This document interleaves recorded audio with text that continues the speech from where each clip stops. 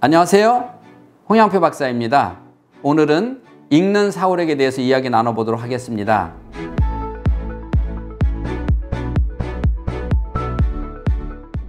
아이들이 어려서부터 글자를 알면 그때부터 줄곧 책을 읽습니다. 책을 읽는데 책 읽는 뇌가 만들어지진 않습니다. 아이들이 어렸을 적에 얼마나 책을 좋아합니까? 초등학교 저학년까지 책을 너무너무 좋아하잖아요. 그런데 이 책이 4학년 정도 돼서 본격적으로 논리적인 책으로 바뀌게 되면 이때부터 아이들이 책 읽는 걸 등한시하게 됩니다. 결국 책 읽는 것을 등한시하다 보니까 교과서 읽는 것도 놓쳐요. 그래서 중고등학생 되면은 책 읽는 뇌가 만들어진 애들이 몇 프로 안 돼요. 이건 무슨 말입니까? 어려서 지금 우리 아이가 읽고 있는 게 혹시 잘못된 방법으로 읽고 있지 않은가 검토해 봐야 된다는 얘기예요.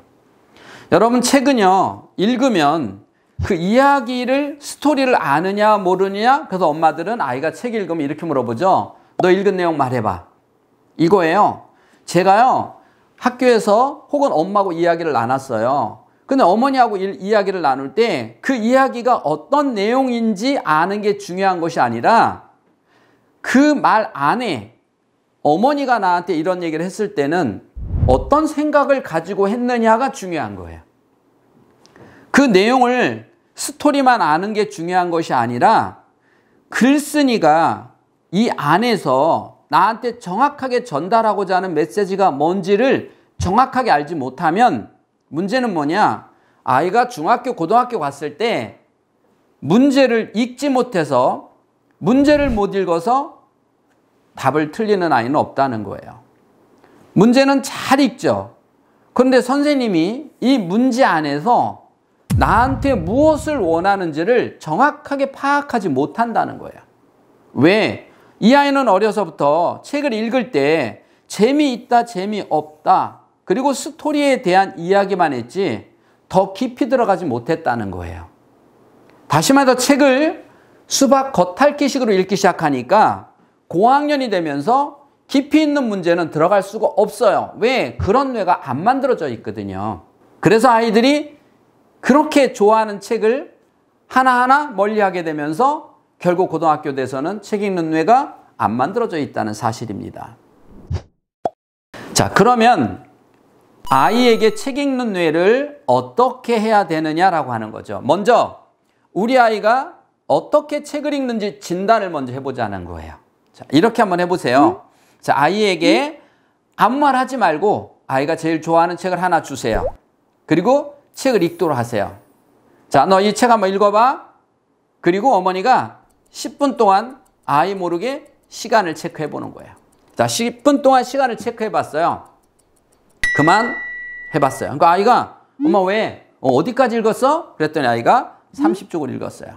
자, 이번에는 어머니가, 부모님이 그 책을 한번 읽어보세요.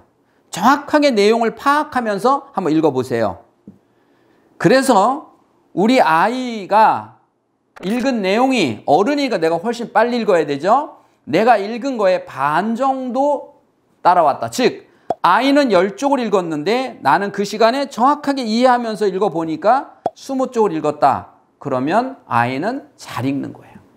근데 우리 아이와 나와 속도가 비슷하다? 혹은 아이가 나보다 더 빨리 읽었다. 자, 이거는 아이는 스토리는 알아요. 그러나 만화책 보듯이 그렇게 빠르게 보고 스토리만 뇌에서 각인시켜서 재미있다, 재미없다로 마치 우리가 화면 보듯이 책을 읽기 때문에, 그렇기 때문에 이 아이는 책 읽는 뇌가 안 만들어질 수도 있다는 사실이에요. 자, 이런 아이들에게 가장 좋은 방법은 책을 또박또박 읽는 훈련을 시켜요.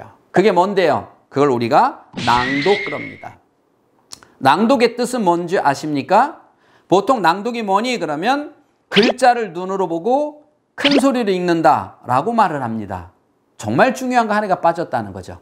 글자를 눈으로 보고 뜻을 머릿속으로 생각해서 말하듯이 읽는다예요. 왜 이렇게 읽어야 되는데요? 그래야 글쓴이의 감정을 느낄 수가 있다는 거예요. 여러분, 연예인들이요, 대본을 받았어요. 그 대본에다가 외워야 되잖아요.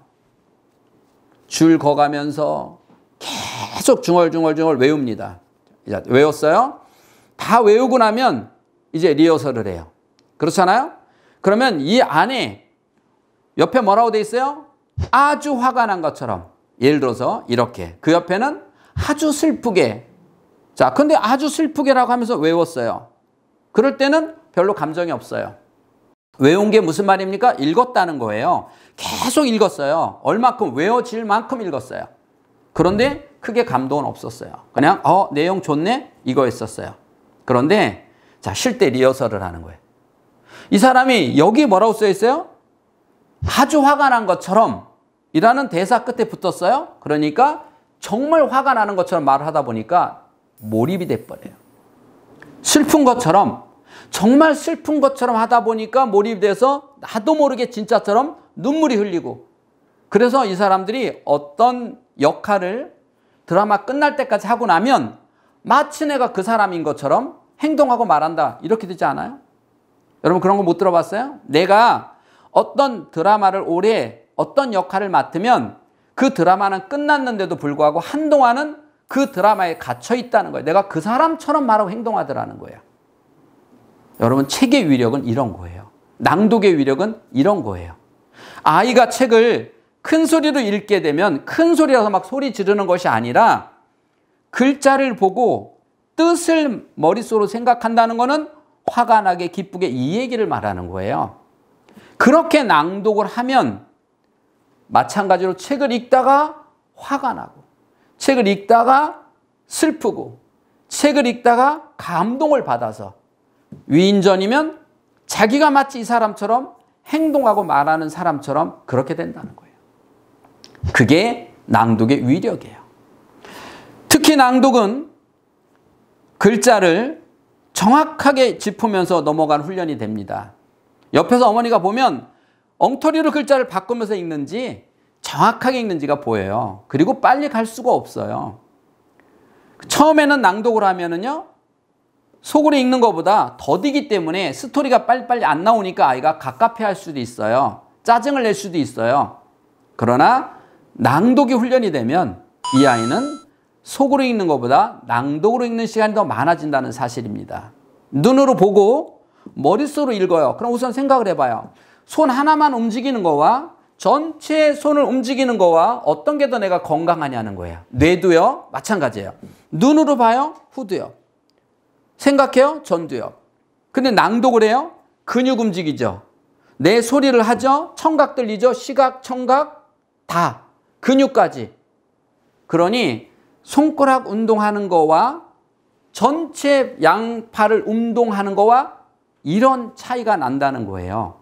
이렇게 아이들에게 어려서부터 철저하게 규칙적으로 매일매일 한 30분 정도씩 책을 낭독시키는 아이들은 책 읽는 뇌가 그렇지 않은 애보다 훨씬 빨리 만들어지고 책을 깊이 들어갈 수 있다는 사실입니다. 그런데 우리는 살면서 빨리 하다 보니까 낭독의 소중함을 놓쳤어요. 여러분, 아이가 몇 학년이든 간에 유아든 초등이든 한글을 읽는 나이가 되면 그때부터 중학생이든 고등학생이든 매일매일 낭독을 시켜서 뇌를 워밍업 시키고 그리고 감동을 받을 수 있는 이런 아이로 만들어준다면 여러분 아이가 훨씬 더 책 속에서 행복, 보람, 지식을 얻는 데 도움이 될 겁니다. 여러분, 낭독에 대해서 이야기 나눠봤는데요. 낭독이 이렇게 중요한 거 오늘 처음 알으셨죠? 오늘부터 꾸준히 낭독을 실천해 보세요. 그리고 혹시 낭독하시다가 궁금한 것 혹은 어려운 문제가 있으시면 댓글 주세요. 명쾌하게 답 드리도록 하겠습니다. 지금까지 인간수업의 홍양표 박사였습니다. 감사합니다.